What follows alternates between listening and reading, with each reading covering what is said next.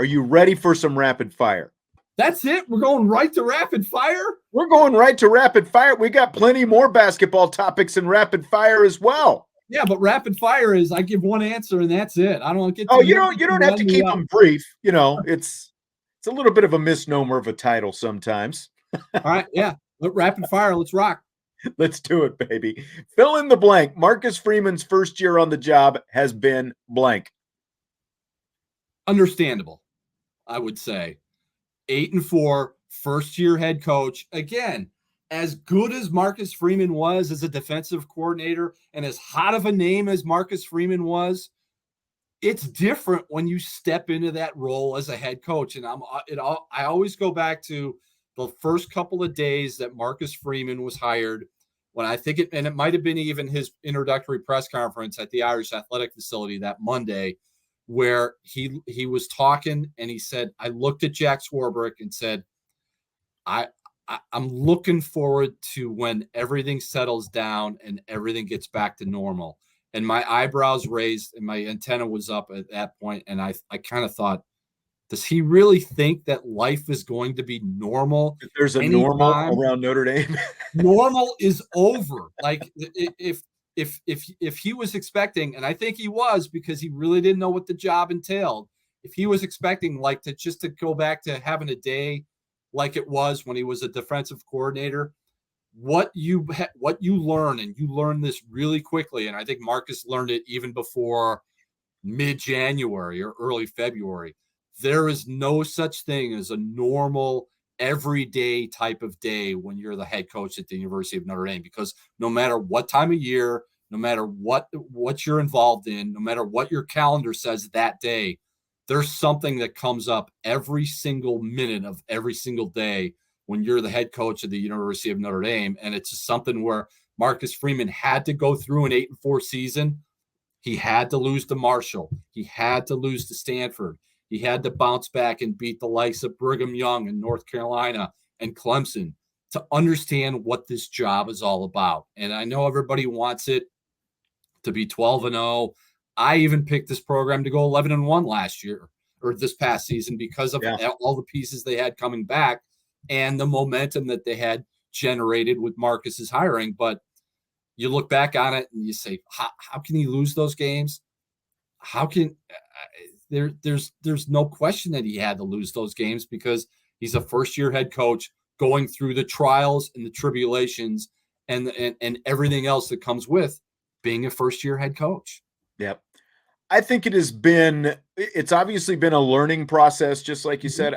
I think it's been rejuvenating, though, as well. Just kind of, there were, just like what we were talking about with Mike Brey, there were obviously people maybe who took some of the success under Brian Kelly for granted, but at the same time, they felt like there was a plateau and there was another level for this program to go to. A new face on the product can sort of, reinvigorate things. We've definitely seen that with the recruiting. Now there's a lot of hand wringing, as we talked about earlier in the show, with what's going on specifically right now with recruiting.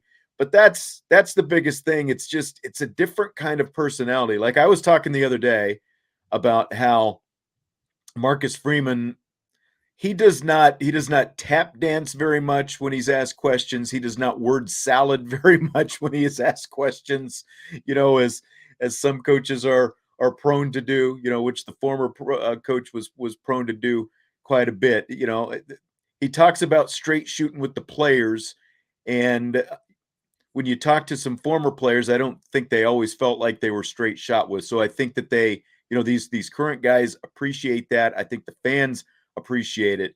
But just piggybacking on what you're saying, because of the learning process and the lumps that he took, now he's learned a lot, I think, in this first year, and he's been able to adapt relatively quickly after, taking some of those lumps on the run, like after Stanford, they, the 5 straight wins that they rattled off after that. The program, I think, could have completely imploded after that. But I think due to him, some player leadership as well, but due to him, keeping things up, I think they kept it going in the right direction. So this is, you only get one free pass though, like that's that's the biggest part of this whole thing. You only get one free pass. 8-4, potentially 9-4 is your free pass. It's, just what you said. This is Notre Dame, and the expectations are always going to be high, and they're going to be sky high going into next season. Absolutely, as they should be. But 9-4, the 8-4, 9-4, 8-5, whatever it is, that's the starting point. That's going to be a starting point now for Marcus Freeman. All right, you've had your year. You understand how this whole thing works. Hit the ground running even quicker next season than you did this year, and be better than 8-4. Absolutely. What's the one thing you want to see in the Gator Bowl, Tom? Other than it to end, but that's again, that's another topic. I'm not one of those guys. I'm not one of those guys that's holding on and saying all bowls are good. I believe this is a meaningless. This is like a spring game. So I'll set that aside for a minute and say what I really want to see is whoever it is, some sort of development or some sort of consistency at the quarterback spot moving forward. Whoever is it going to be Tyler Buchner? It should be Tyler Buchner. If it's not Tyler Buchner, if it's Steve Angeli, something out of the quarterback situation moving forward out of that game that gives the fan base, that gives the media that cover them an idea that, okay, 2023 is going to be different from a quarterback perspective because of this. Maybe we see it in the Gator Bowl. If we don't see it from Tyler Buchner and we don't see it from Steve Angeli, you better see it from a transfer if you want to be better than 8-4. And that is absolutely it. That is really the only thing that I'm looking for out of this is what happens at the quarterback position. Because there are plenty of people who don't want Tyler Buchner playing in this game because their only impression of him is what they saw in those first two games, and they think that that's the only Tyler Buchner that they're ever going to get a chance to see. It's got to look different than those first two games. I think based on the way the offensive line developed throughout the course of the season, the way the running game finally developed, that it can look a lot different. And I'm curious to see, with no Michael Mayer, when you add Tyler Buchner and or Steve Angeli, plus that offensive line and the running backs, I think the offense is going to look probably different than, they're still going to try to run the football, but I think it's going to look different than what we've seen this season. But the quarterback play, that's the one thing that will, that's really, it's going to, because what I've said, the whole, do you get momentum from bowl games going into the offseason? I don't buy into that, and there's, everyone's kind of got their own line of thinking on that, but think about it. Jack Cohn, Kevin Austin, both played in the Fiesta Bowl last year. Neither one of them were on this team this year, and that was a huge part of the Fiesta Bowl. So how much could that really affect things one way or the other? And the quarterback, what happens with the quarterback play is going to affect everyone's impression of both this coaching staff and that position, basically until next September rolls around. It's going to be very interesting as you move closer to kickoff of the Gator Bowl, of just where is Tyler Buchner? Like, where is he health-wise? Where is he performance-wise? Because the last thing I don't want to hear or don't want to see anything coming out of the Gator Bowl is Tyler Buchner did this, but like we true too. We and I say we, like everybody that follows Notre Dame, we have to see something out of Tyler Buchner that tells you this is the quarterback in 2023, and here's why. Like he could struggle in the second quarter, he could struggle in the second half. Who knows how they're going to divide up the snaps? But Tyler Buchner's got to come out of that Gator Bowl, however it unfolds, as a guy that you look at and say, this is a quarterback that you can win double-digit games in 2023. That can be the guy. Yep. Gotta be. He's just gotta be. I agree. We got another question from a listener that we'll go ahead and throw in here. Notre Dame men's basketball, Tom, do they have a legitimate shot to make the tournament this year? Let me just piggyback that with, I had an over-under that I was going to ask. Over-under 9.5 ACC wins for this team this year. So you can combine your answers there, because I think that they have to do with one another. Over under, definitely they're going over 9.5. But there's the but here. Yes. They can win 12, 13, maybe 14 league games and still miss the NCAA tournament. And this isn't a Notre Dame specific issue, Sean. And the fans need to understand that, where if Notre Dame gets left out of the NCAA tournament, yeah, Notre Dame's going to have some impact in that, but they're also going to get left out of the NCAA tournament because the ACC stinks. Yeah. Like Wake Forest went 13-7 last year and didn't get into the NCAA tournament. Virginia won double-digit league games and didn't get into the NCAA tournament. Notre Dame finished one game out of tying Duke for the ACC regular season championship and won a school record 15 league games, and they were a first four team. The ACC, as down and as bad as it was last year, is going down that same road, which is why I don't want to. I'll save that for when we talk basketball more in the rapid fire. But the ACC, unless it gets its act together, it's gonna find itself back in the same position as it was last year, to where you may only get 4 teams in. Like if the season ended today, it might only be Duke, Virginia, Virginia Tech, and Miami as NCAA tournament teams. Maybe that's Carolina, crazy. Because Carolina gets in because it's North Carolina. Notre Dame doesn't have that same cachet. Like last year, Notre Dame should have gotten in regardless and been a 7 or 8, maybe even a 9 seed after going 15-5 in the ACC, but instead goes to the first 4. So yeah, Notre Dame has a legitimate chance of going to the NCAA tournament, but they also have a legitimate chance of missing the NCAA tournament while still winning 12 or 13 league games because the ACC is down.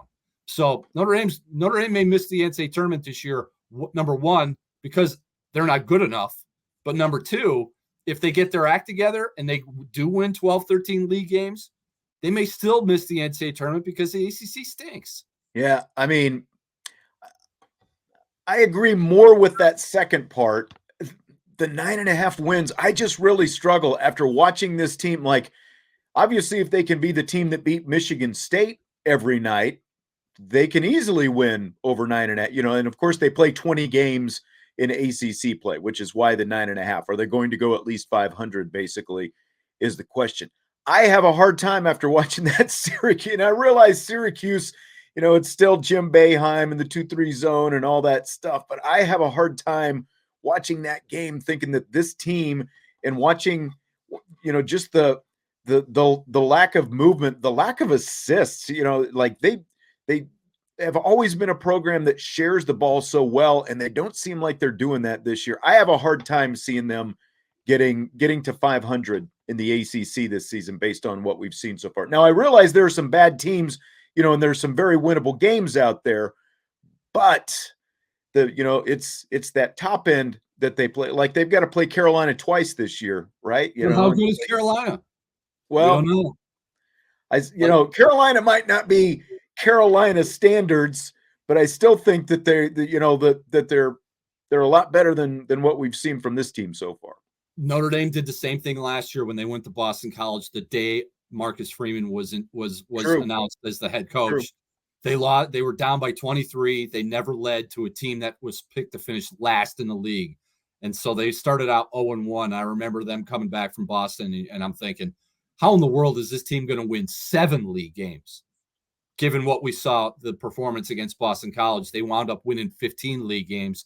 So yeah, the Syracuse game is a disappointment on a lot of levels. But again, there are 19 league games left. The league is not what the league has been, and Notre Dame's schedule could break in its favor again because they play Wake twice, they play North Carolina State twice, they get Boston College and Georgia Tech twice. Right there's a possibility of 8 wins. And then they get North Carolina, and so then you start finding ways to say, okay, if they can get this one or they can get that one. Now, given what they've done, or in this case, not done in non-league play, for this team to feel good about its NCAA tournament chances, you're either going to have to win 2 road games at Duke or at Virginia. Yeah, that's a good point. That's probably what it's going to end up coming down to when it's all said and done. Fill in the blank. The state of Notre Dame men's basketball right now is blank. Disheartening. I'm going with disheartening because we've talked a lot about Notre Dame basketball and the defense. And yeah, they could be better defensively. But I think what concerns Mike Brey more at this point, as we sit here in mid-December, is what can they do better and how can they be better offensively? Like defensively, they weren't going to be a lock you down team, but to only get 61 points against Syracuse, to only get 64 against Marquette. Now, Marquette had a lot to do with it, with the physicality that they brought. But this team is better than what they've shown offensively, as far as you mentioned it earlier, Sean, sharing the ball, moving it, not letting it stick, figuring out how to score. If this team's going to struggle to get into the 70s, they're not going to the NCAA tournament. Yeah. And it's something where the 3 games that they've lost, Syracuse, St. Bonaventure, Marquette, they've all kind of followed the same template where teams have gotten up into them defensively, pushed them further and further and further away from the basket, and they haven't had a counter. And you figure with all those fifth-year guys, with J.J. Starling, as talented a freshman as he is, with Mike Brey being this offensive-minded coach, you got to have a counter. And if they can't figure that out, no, they're not going to win 9.5 league games, and they're not going to go to the NCAA tournament. Yeah, that's, to me, it looks stagnant just based on all the things that you just talked about. And what I can't figure out is, as much as for these 23 years, we always hear about, Mike Brey and wanting old guys and guys playing old and playing together and all this stuff. Like, you've got what, three guys who have been together. Now with the transfers, I'm trying to remember exactly when Cormac Ryan and Trey Wirtz both came in, but you've got Leshevsky and Goodwin, and then you've got, who've been together for 5 years, and then you've got those other. Is this the 3rd year for each of those guys now? Does that sound right? 3rd year for Trey Wirtz and for Cormac Ryan. Okay, yeah. So I mean, those guys have all been together for at least 3 years now, and it's like, why the issues with the offense? Just what you were talking about, between the experience that they have and then the experience that Brey has as the offensive mind. I just don't understand why it looks the way it does. Like, why do you look so confused against a zone defense against Syracuse that you see every year? Because it's Syracuse. You see it every year. You talk about not getting spooked by the 2-3. Nate Leshevsky, I don't care what Syracuse does defensively. They're not that good defensively for Nate Leshevsky, the leading scorer at that point on the team and the 3rd leading scorer in the ACC when they played Syracuse. You can't be Nate Leshevsky and have 2 points. You just can't. You're a 5th-year guy. You're not a freshman. You're not a guy that's like how do I figure out this 2-3? Yeah. You've been around enough. You've been around the college basketball block enough to figure it out. Okay, if they're taking this away, I'm going to go do this and this. But Nate Leshevsky can't score 2 points. Dane Goodwin can't look like just an absolute rumor against Marquette.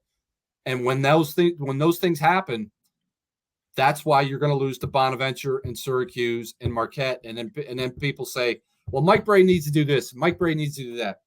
Here's what Mike Brey does, Sean. He puts 900% absolute trust in Nate Leshevsky, Dane Goodwin, Cormac Ryan, and Trey Wirtz, and says, you're old guys. You're smart enough to know how to, if something happens or something's not happening, to figure it out and get us into something. Yeah. Play 40 minutes a game. You're smart enough to know these things. When that trust is not reciprocated, what are you going to do? You're going to go to Tony Sanders or Matt Zona or Dom Campbell? Like this is how this program has been built, to where these guys have to deliver every single night. That core 6. Now it's a core 7 with Marcus Hammond back. Yeah. That core 7 has to deliver every single night. And if 1 or 2 guys are off, you've got no other answers. I agree. And it's going to get really interesting really soon with conference play getting ready to start. And we didn't even talk about the fact that the day of the Gator Bowl, You know, that's where I thought you were going. I think at one point they play at the same time as the Gator Bowl. Did the ACC ever really give a reason why they wouldn't either move the time or change the date? Play it the day after the Gator Bowl. Yeah, Miami because game. the unwritten rule is Notre Dame is not a full member of the ACC. Here are two issues that Notre Dame men's basketball runs into in the ACC. All right, way back when, I think it was maybe June, where I sat down with Mike Brey for like an hour and a half and just sat there and talked over stuff, and we hit on everything. And one of the aspects he hit on was scheduling, and he said, "This is what we're going to do in December. We're going to go to Atlanta right after exams instead of playing in the Crossroads Classic, which thank God they did away with this year. Yeah. Instead of playing in the Crossroads Classic in Indy, we're going to go to Georgia. We're going to go to Atlanta and play at State Farm Arena where the Atlanta Hawks play. We're going to play a non-conference game against the Georgia Bulldogs, which will look good on our NCAA resume because it's an SEC team.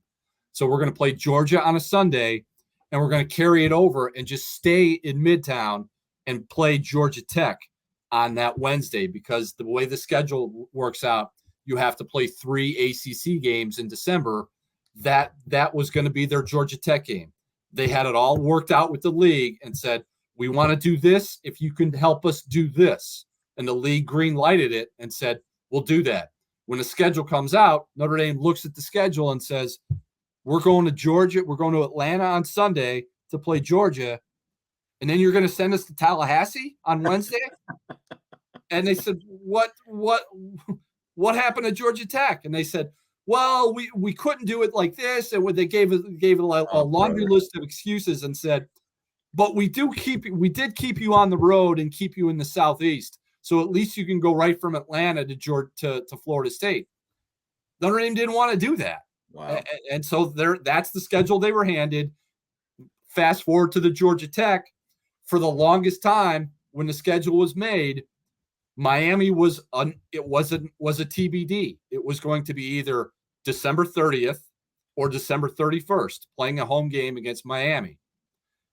I don't know why somebody in the ACC looked at that schedule and then looked at the bowl schedule, because the Gator Bowl is an ACC tie-in. So there was going to be an ACC team in there, whether it could have been Notre Dame. If Miami had a better season, maybe Miami was somebody in the ACC was going to play that day. That was going to be an ACC team. They looked at the Gator Bowl and said, wait, the Gator Bowl starts at 3:30 on December 30th. Let's make that TBD Notre Dame men's basketball game on December 30th, which was still okay. Notre Dame's once the bowls came out, Notre Dame went to the league and said, look, we're playing the same day as our football program is playing in the Gator Bowl. Is there any way we could play this? And the ACC came to them and said, you have 2 options for TV, because again, as we know, TV dictates. TV runs everything. Yep. TV dictates everything. When TV says jump, programs say how high you want me to jump, and when do you want me to jump, and where do you want me to jump. So they said, based on our television package, we have 2 options. We have a noon game and a 2 p.m. game on December 30th. Notre Dame said, look, if at all possible, can you please put us at the noon start, because we have this football game with our program at 3:30. And the ACC took everything into consideration and said, you know what? I think it would be best if you played at 2:00.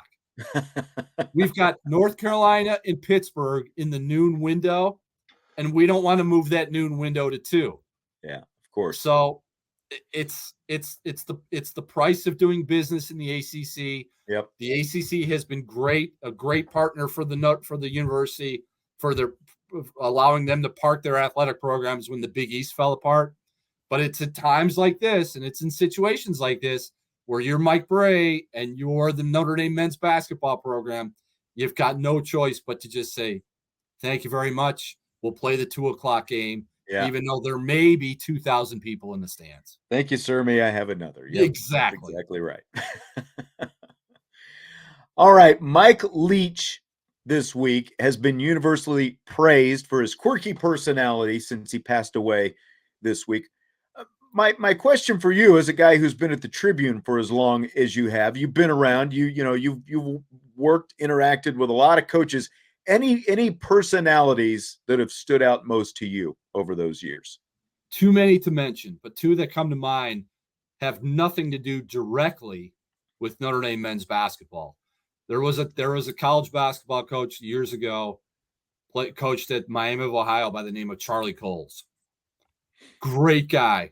You talk to Charlie Coles, it was like talking to Mike Leach, where you wanted to get Charlie Coles on the telephone. You'd get him on the phone and say, Coach, I just need 10 minutes. You might talk to him for 30 minutes and talk to him about nothing that had to do with men's basketball. So Charlie Coles was a great guy. Every time I hung up the phone with Charlie Coles, I thought to myself, you know what? I'm glad I talked to him. That was from a basketball standpoint. Way back when at the Tribune, I started as the Notre Dame hockey writer, covering Notre Dame hockey as it transitioned back to the CCHA. My paths as the Notre Dame hockey beat writer at the Tribune, my path crossed with Jerry York, who before he became a college hockey Hall of Fame head coach at Boston College, was the head coach in the CCHA. And every time Jerry York came to town, I think he coached at Bowling Green. Every time he coached at Bowling Green and Bowling Green came to town, I would talk to Jerry York after a game. And he was a big Notre Dame football fan. So we would talk hockey. Hey, talk about the power play or talk about the penalty kill. And I'd get my stuff out of the way. And after Jerry York was done talking hockey, he'd always steer the conversation back to football and say, what do you think about that quarterback? Or what do you think about that running back? And we would sit there and talk Notre Dame football. And here's a guy who wound up winning national championships, hockey Hall of Fame coach, but we would always talk Notre Dame football. So Jerry York and Charlie Coles, two guys that had personalities like Mike Leach. I'll throw another guy in there from a basketball standpoint. I know he's not liked very well, but every conversation that I had, either face-to-face or on the phone with Rick Pitino, I thoroughly enjoyed. I bet. Now that had to be interesting, talking to Rick Pitino. He was good. Good stuff. A personality like Mike Leach, I don't think I've ever met anyone like that, but probably just the best personality I've got to work with is Paul Maneri, when he was here with Notre Dame baseball, because he's just such an outgoing guy. And again, it wasn't just about baseball, but it always came back to family. How's your family doing? All that different kind of stuff. And a guy that I still stay in touch with today. Yeah, that's probably and even his dad, Doc Maneri, was a great guy as well. Like, that's a guy that you could just you could throw out, Yogi Berra, who he wasn't particularly a big fan of, and you could just go down a rabbit hole talking about Yogi Berra or Bucky Dent or whoever. And 40 minutes later, you guys are still talking. That's exactly right. That's exactly right. All right, last question tonight, Tom. We're just a little bit more than a week away from Christmas. So if you could only listen to one Christmas song for the rest of your life, what would that song be? I'm telling you, if you dug through the WSBT Sports Beat archives, we've talked about this on the air. I'm sure we have. I'm sure we have. So there's still two. There's still two at the top of my list. Anytime Little Drummer Boy comes on the radio, I'm never turning that channel. So Little Drummer Boy is number one. Number two, a close second, would have to be the live version of Merry Christmas Baby with Bruce Springsteen. That's a good one too. Yep. Mine is the other Springsteen song that you hear more often, probably on they don't play the Merry Christmas Baby enough on the radio, but they don't. Santa Claus is Coming to Town, which is still my daughter's favorite. It's like the only version of Santa Claus is Coming to Town. She knows it like word for word about, hey, Clarence, are you getting your saxophone ready and all that kind of stuff, So. Hey, Santa going to bring you a new saxophone, Clarence? That's right. That's exactly right. Is he going to bring you a new saxophone? That's it. That's the one for me. Little Drummer Boy is another good one too, though. And I haven't heard quite as much Christmas music this year for some reason. I don't know why. I know. like I said, it's been almost 3 years since we did a show together, so I had Yeah. forgotten what your answers to that were, what your answer to that question was. So there it is. Done. All right. Good stuff, Tom. I appreciate you coming on tonight. It's good seeing you. We only usually see each other when we're coming in and out of a press conference or something Mondays, like that. and yeah, I didn't see you much on Tuesdays for player access. So Yep. I was sitting right here. I got over there a little bit early on, but this is where I was on most Tuesdays doing most Tuesdays. doing the live show. Well, Monday through Thursday. So appreciate it, Tom. Appreciate everyone for stopping in tonight as well. Appreciate it, D-Rock. Got a lot of basketball talk, much more basketball talk than we've had in the past. Hit the like button if you would on your way out. We always appreciate it. It helps out the Irish Breakdown channel. And remember to subscribe, rate, and review on your podcast platforms as well. We'll be back tomorrow. Vince and Jesse and I, we've got the special Friday edition of Rapid Fire that'll be at 5 o'clock live tomorrow. So we'll be here for that. Tom, I will talk to you again soon. Merry Christmas, my man. Take care. You too. Thanks. We'll see you guys.